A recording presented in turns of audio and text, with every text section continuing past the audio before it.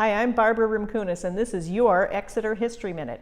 Some towns put a great deal of thought into designing their town seal. They might hold a contest with artists and school children competing to best exemplify the symbol of their town. If you do an online search of town seals, there's a dizzying array of art. There are towns that try to condense their entire history into one small circle. There are also no-nonsense towns that include just the facts, name and date of incorporation.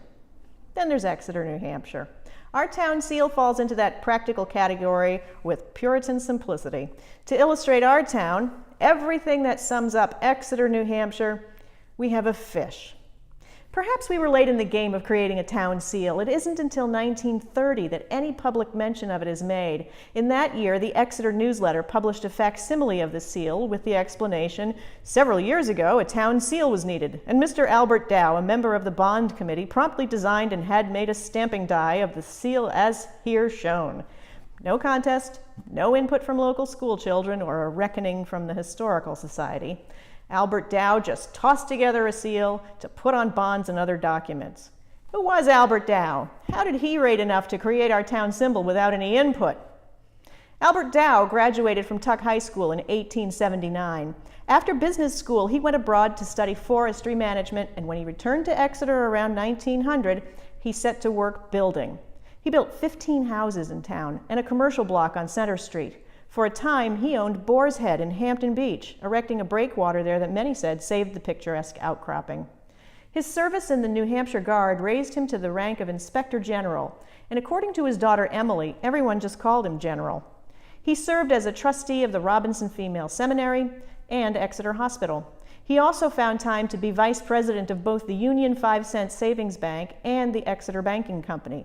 On top of all of these varied vocations and avocations, he served on town committees and boards. This was a man who packed a lot into his 82 years. Is it any wonder that when something as simple as a town seal was needed, he wasn't going to wait around for a fancy design?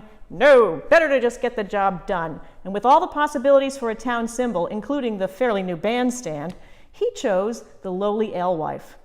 Now, Dow wasn't a fish guy. He was a tree guy. But there was limited space, so even though Exeter's early industry had been lumber, he didn't even attempt to sketch a noble white pine for the seal. Instead, he picked a fish, commonly used for bait or fertilizer. You can eat alewives. Its other name is river herring, but it's pretty bony. The native population and early Englishmen who came to Exeter probably used them for food when they were really hungry. Every spring, the alewives swim up from the salty Atlantic Ocean to the Squamscott River and into the fresh water of the Exeter River for breeding. The dependability of the annual run made the falls at the center of town a stable place for settlement. We put pictures of these fish all over town because the falls, with their alewives, are the reason the town is here.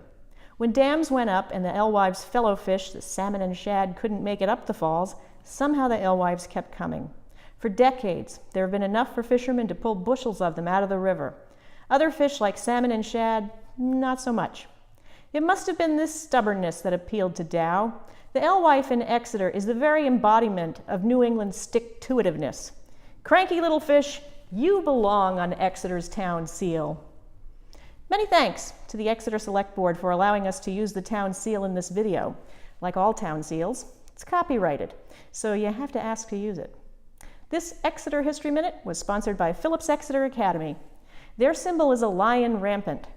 Kind of looks like he's hungry for a fish, huh? More Exeter history at www.exeterhistory.org.